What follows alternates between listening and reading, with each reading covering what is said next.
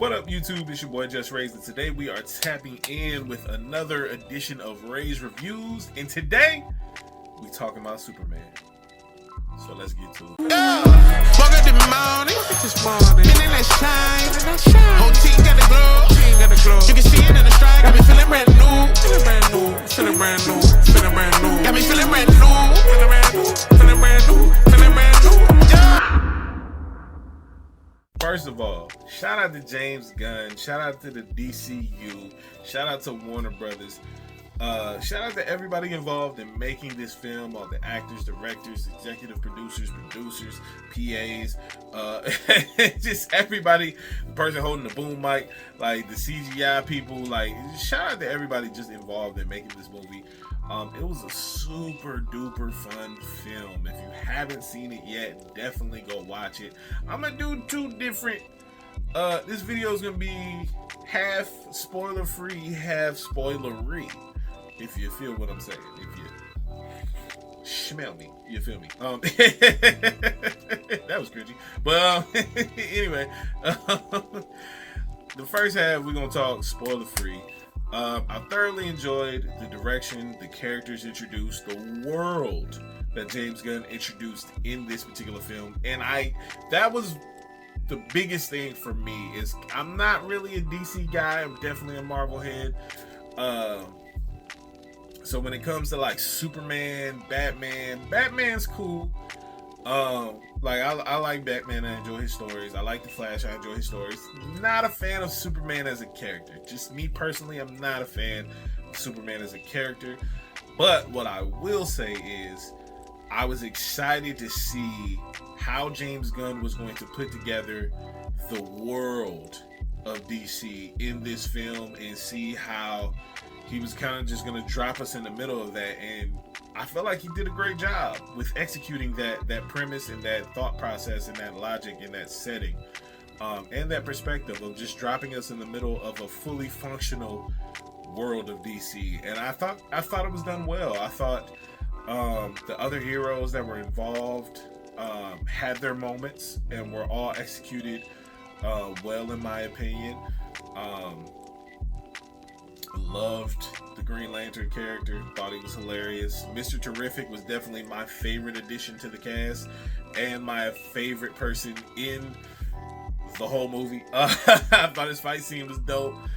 His character, his one-liners, his attitude, his delivery, like everything about Mr. Terrific in my opinion hit. Crypto, the super dog, was annoying, but he was still a dog with superpowers, so it was kind of like an annoying dog with superpowers, and you felt every bit of, oh, it's a puppy, at the same time, somebody come get this dog. Like, it was just like, bro, somebody come get this dog. Like, I felt Mr. Terrific when he was like, you brought the dog? Like, come on, man. It was just, it was fun. It was so many good moments. I enjoyed Lois Lane and Superman's kind of their relationship, the state of what their relationship was in when we got introduced to it, because we're getting introduced to this world that's already fully functional and running. So it's like, yeah, we're getting introduced to these people and these characters for the first time, but it's not our origin story. It's not them first meeting. They're already functioning and doing what it is that they're already doing. So I thought that was dope. We got to see some intimate moments between him and Lois, not on the romantic side, but just intimate moments of them having conversations and sharing how much they care for one another and just stuff like that. We got to see intimate moments between Clark and his parents, both sets of parents actually, between Clark and his Kryptonian parents and Clark and his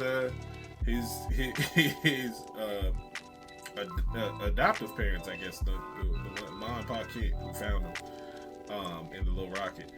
But yeah, I thought the casting choices were done well. I thought that each character and actor did a good job as far as presenting what they needed to with what they were given, if that makes sense. Lex, I don't want to say he blew me away, but he did a great job. Like I didn't know what to expect when Nicholas Hoult is playing Lex, but he really did a phenomenal job. He's kind of 2 for 2 right now when it comes to comic book characters. He did a good job as Young Beast in the X-Men franchise, and he also has done a good job as Lex Luthor in this Superman film. And I just, like I said, I thought the story was executed well for what we were given and the time that we were given. I thought it was dope. It wasn't really shocking. Like, it wasn't a bunch of twists and pulls and turns. It wasn't really shocking, but I know enough about DC Comics to where it wasn't shocking for me. But if I was going in blind, I might have been shocked. But me knowing the information that I know about certain characters, I was just like, it's not really shocking for me. But it was dope to see the different characters. It was dope to see Rick Flag Sr. It was dope to see just the different. Jimmy Olsen was cool. The whole newsroom cast of characters was cool. Just that whole environment of the Daily Planet. And some of the slight cameos were funny. And just seeing the different things that transpired in this film, I thought was a dope idea. And executed very well by James Gunn. And for me personally, I give the movie an 8.5. I thought James Gunn executed the world he was trying to build very well in this film. I thought the side characters that were introduced had their moments to shine, but they didn't overpower the through line and the point of the film to me. But they were good additions to this Superman film and introducing us to Superman and this world of DC. So I'm interested to see where they go from here. With their next set of films and series. I know Peacemaker is coming out next. I believe it comes out in August, and I'm excited to see what stories James Gunn is going to tell. And as far as spoiler-free information, that's as far as I'm gonna go. I'm gonna give you 5 seconds to get on about of here. If you haven't seen the movie just yet, but if you have seen the movie, you got 5 seconds, and then I'm gonna go ahead and hit the spoilery version and just share my thoughts on a few things. So, if you have watched it, thank you for tapping in this long into watching the film. Watching my review, and there were some things. The reason why I gave it an 8.5 is because there were some things that kind of pulled me out of the story a little bit. I don't feel like it was a perfect story by any means, but I did enjoy certain aspects of it. I felt like David Cornsweet for the Superman and the world that was being portrayed around him was a good Superman.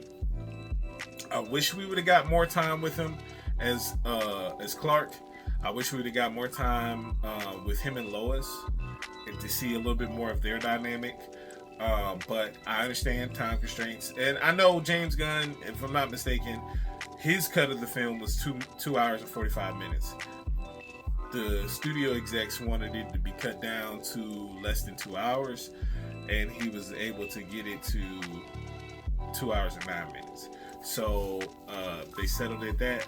So based off of that information, it kind of makes sense why certain things weren't given more time for us to sit in those moments. Shout out to Mom and Pa Kent. Boy, they accents was getting on my nerves. They was country as a mug. I was like, all right, Mom and Pa Kent, shut up. Can we leave from this conversation? Because Lord, I hate hearing y'all talk. But shout out to them. They did their thing. The engineer didn't like her. I didn't like, and it was not. I don't feel like it was anything she could have done differently to make me like her. I wasn't a fan of the character. Her abilities were cool with the nanites and stuff like that, but I didn't like her. I wasn't into her character. But like I said, I don't think that was anything the actor could have done in that moment to really like be like, you know what, I rock with you. So I don't feel like it was on the actor's fault. I feel like I don't know, she was just kind of to me. Lex's dumb girlfriend.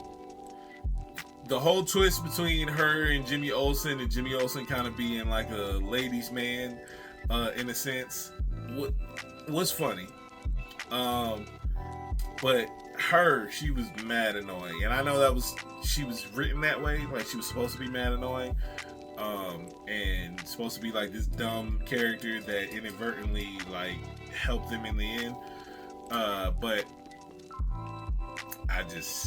she was annoying for me. I didn't need the newsroom people. I was cool with Perry. I was cool with Jimmy. Cat, Grant, and the rest of y'all could have kicked rocks for this show. I didn't mind y'all being there in passing, or like the first introduction into the Daily Planet. We see y'all, but I didn't need to come back to y'all once stuff started picking up and the city was in turmoil and stuff like that. Metamorpho. His voice threw me all the way off. I'm not gonna hold you. When they first introduced him and he was in the cage with Superman, I was expecting like a deep, menacing type of voice. Not that he's a villain, but I just felt like the way he looked, it was gonna be like some type of epic, deep voice. And then immediately he started talking and crying. I was like, is that the lady crying or is that him crying? And it was him. I was like, what is happening? Why does his voice sound like this? Ugh. And so, yeah, that just kind of threw me off of Metamorpho. But he did his thing. I will say he did his thing. He got his baby back. Shout out to Metamorpho. The people in Metropolis, are y'all dumb? Or are y'all just stupid? Because, like, they told y'all to leave multiple times. And y'all was just still sitting there like... like, what... What'd he say? Like, if y'all don't move, like, we got kaiju in the middle of the city. Get out the way. Like, why y'all still sitting there looking silly? Like, come on now. But I love the Justice Gang. Hate the name, but I love each and every one of their characters. Isabella Merced, I feel like needed more moments. But Guy Gardner was hilarious. Shout out to Nathan Fillion. Shout out to Mr. Terrific, because he was... I need a Mr. Terrific movie now. Like, I would love to see a Mr. Terrific movie. It was just certain moments.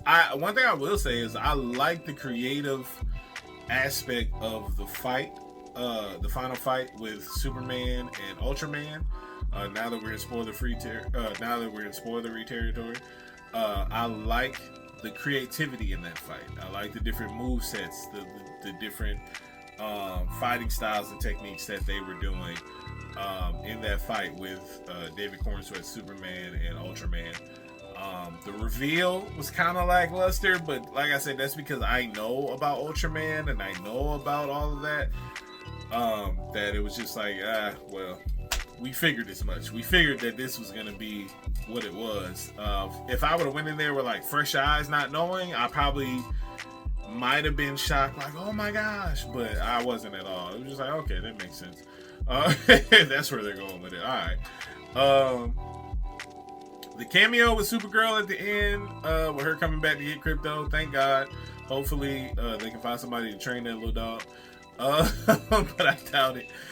I know Supergirl's on the slate. I know her movie's on the slate. I know we're gonna be getting Lobo in her movie. I don't want to see her movie for a while. Like, I would like to allow Superman to breathe for a minute, and then give us some different heroes. Give us Teen Titans. Give us, I know they have the animated, it's not live action, they have the animated Nightwing and Red Hood movie that was in development. But I want to see some different characters in live action. I don't want to just see the super people. Like, I want to see Superman, cool. We saw it. It was a fun film. I don't want to then immediately shift to Supergirl. Like, I want to see some more characters being introduced, and that's my kind of gripe with it. But like I said, it was a fun film. It was a fun film. I gave it an 8.5. Thought it was decent. Loved the character work in it. Loved the different characters that was introduced. I love how even the beginning had the Star Wars like scroll, just giving us and briefing us on information. Starting with the opening scene of him crash landing after the fight with Ultraman. Well, the Hammer of Baravia, who we come to find out is Ultraman. But it was just interesting to just see how all of that transpired, to see how all of it developed. And I, with this being the first film, I do want to see more in this world. So I'm not mad at a Superman sequel, and I'm also not mad at the Supergirl film. I just don't want to see it so soon after Superman. That's just my only gripe. But like I said, I gave this film an 8.5. I let y'all know some of my issues with it on the spoilery side, and I gave you my thoughts on some of the spoiler-free information as well. So let me know in the comments below how you felt about it. If you did go see the movie, definitely comment below. Let's have a dialogue about it, and let me know your ratings in the comments on the film. If you haven't seen it yet, you shouldn't have made it to the end of the video until after you saw the movie. But God bless you anyhow, and I appreciate you for tapping in. Don't forget to like, comment, share, subscribe if you haven't already. Hit that notification bell so that way you can be notified anytime we drop a new video on the channel, which is every day. So stay tapped in, stay tuned in, stay locked in, and never forget it's free soul to the soul free. Let's get it.